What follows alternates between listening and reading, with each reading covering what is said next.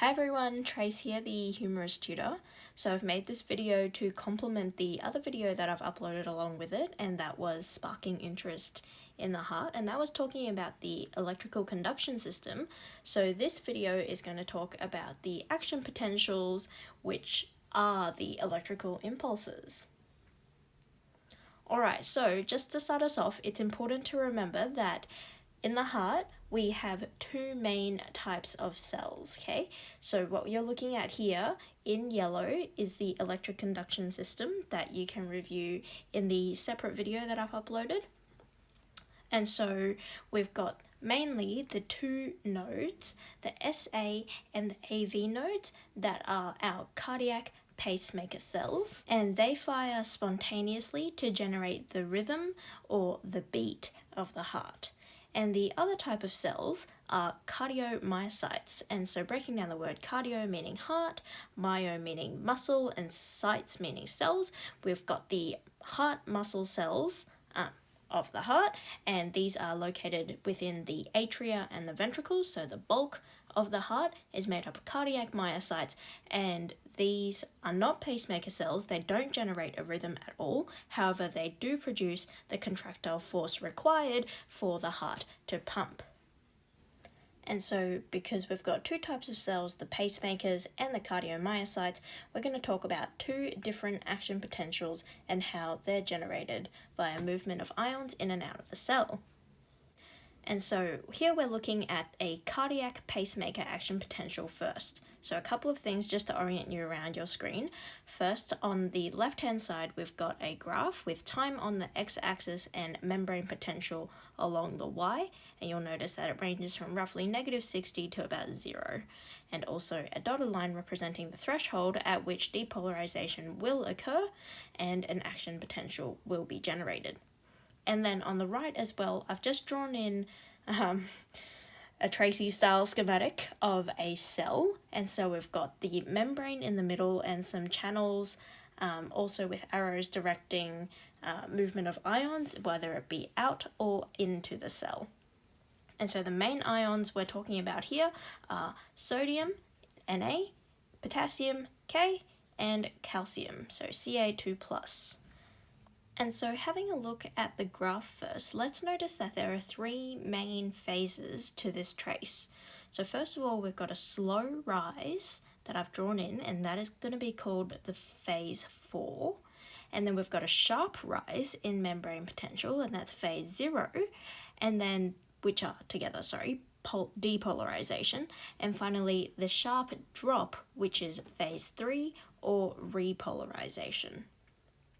And so having a look now onto the right, we've got basically sodium on the outside of the cell and calcium on the outside of the cell and potassium largely on the inside of the cell. Of course, this is just general and rough, but to get an idea of what's going on to how to create this action potential. So then we've got these ions moving through their channels, and let's actually close up those channels represented by black lines closing up their openings. Now, so what's important to look at here is on the graph, notice that it's never really flat, okay? So it's never really resting, which is honestly the best thing in the world, because we don't really want to need a stimulus for the heart to beat. We want these pacemaker cells to make a pace, to generate a rhythm, and so we get spontaneous action potentials forming and setting that rhythm for the heart to beat. And so first of all, starting with that phase 4, which is that slow rise.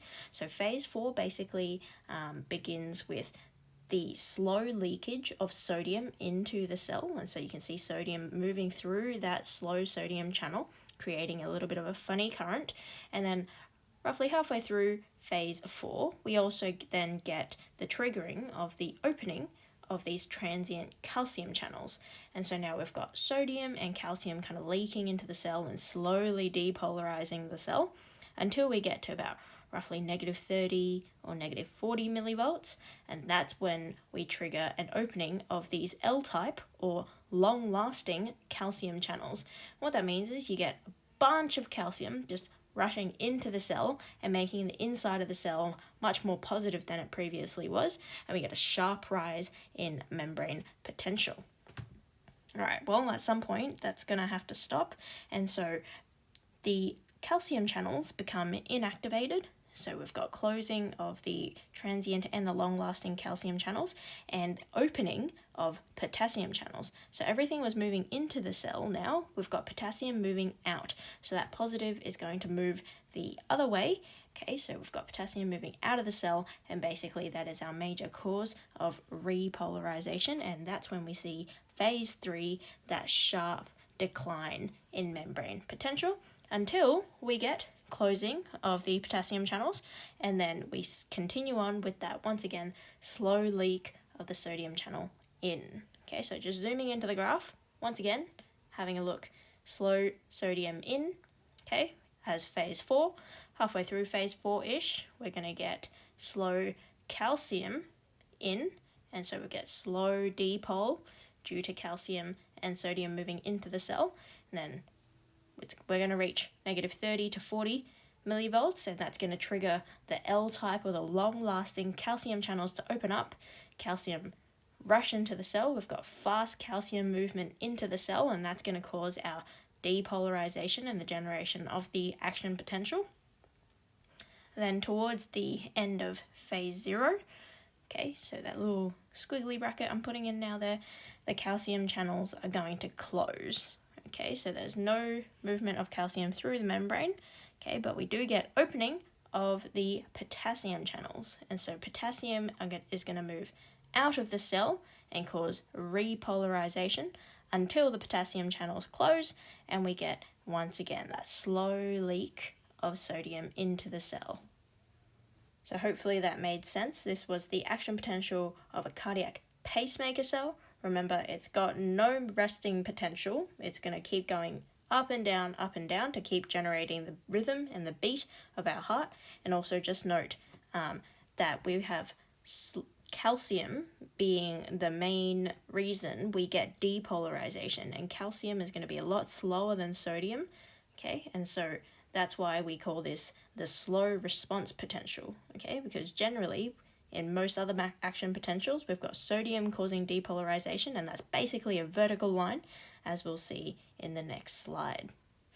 All right, so let's have a look at now the cardiomyocyte action potential, and having a look now we can see that there is indeed a resting potential. There is a flat line, okay, so this does look like it requires a stimulus, and so that resting potential is phase 4. We have a vertical line directly upwards, that's phase 0. Phase 1 is a bit of a short-lived kind of repolarization before we reach a plateau phase, which is phase 2. And then phase 3 is the traditional repolarization phase. And so because there is a resting potential, we will need a stimulus to set off an action potential within a cardiomyocyte.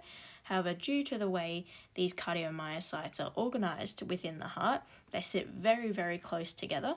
And so basically, if one cell gets excited, the cells next to it are going to get excited, and so on until you get an action potential propagating its way through the cardiomyocytes. And so they all get excited, and together they contract as a functional syncytium. Alright, so let's have a chat about then the movement of ions in and out of the cell throughout these phases. So I've just closed up those ion channels that I've kind of drawn into the cell there, and basically imagine we've got a nearby action potential from an adjacent cell, and basically that's going to set off, that's going to be the stimulus. We're going to reach threshold, and that's going to open these fast sodium channels, and then these fast sodium channels are going to allow sodium to just flood the inside of the cell, causing a rapid depolarization. Now, roughly what's important here and what differentiates this action potential from that of, let's say, skeletal muscle is that at roughly 40 millivolts-ish, we also get calcium channels opening, okay? What that means is we've got phase 1, that's when the sodium channels close. However, we also get both opening of the calcium and the potassium channels. So we've got calcium coming into the cell, but at the same time, potassium's trying to get out. Okay, and what that creates is a bit of a buffer in that the membrane potential isn't going to rapidly repolarize the way we would expect it to, because we've got movement of positively charged ions both in and out of the cell, low-key cancelling each other out, and so we have a plateau phase, and that's caused by that opening of the calcium channels during depolarization, and that basically prolongs that repolarization phase.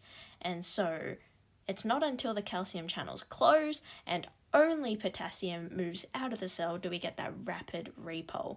And that's why we see that plateau and characteristic curve shape of the action potential there. And that means that we can't generate another heartbeat immediately after we've just contracted it. So we don't want contraction after contraction, we want contraction, then relaxation, then contraction. And that plateau phase ensures that relaxation occurs and the heart can fill before it contracts again. Okay, so just scribbling all that out and zooming into the graph now to go over what I've just said, but hopefully slower. So we've got phase 4, which was resting membrane potential. Okay, excuse the drawing of basically what I look like right now. Droopy eyelids and a big yawn. Okay, so phase 4 was a resting membrane potential, similar to all other cells, and it's not going to do anything until it has a stimulus. And so let's say a stimulus in the form of an action potential from an adjacent cell hits this cell, so bam, stimulus, and that's going to cause a rapid depolarization via fast opening of sodium channels. Okay, so heaps of sodium rushing in, and whilst this sodium is rushing in, that's also going to cause this L-type or long-lasting calcium channel to open. Okay, this is important because that calcium channel is now open, so we get both calcium going in and potassium coming out. Okay, so we've got that net movement of positive ions moving both in and out of the cell, creating that plateau phase. Okay, giving that time for the heart to fill before we can generate the next action potential for it to contract again.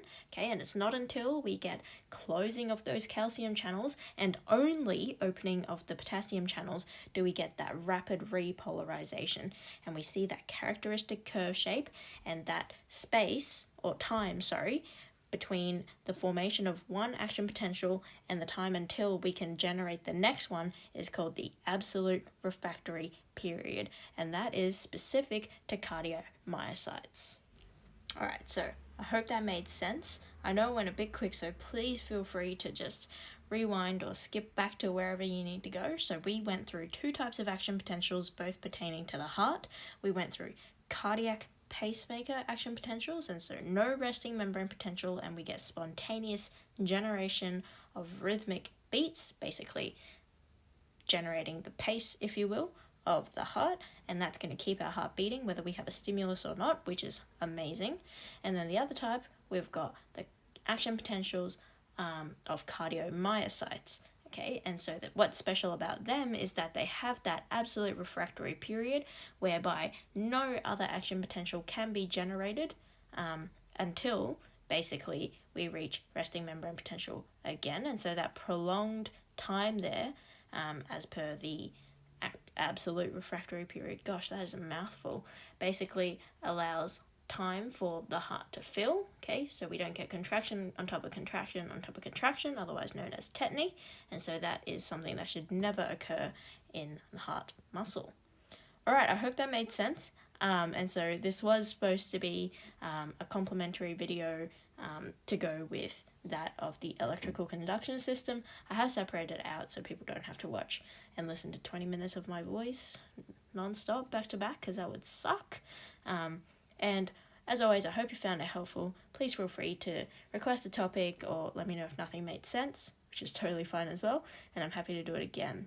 Alright, thank you very much.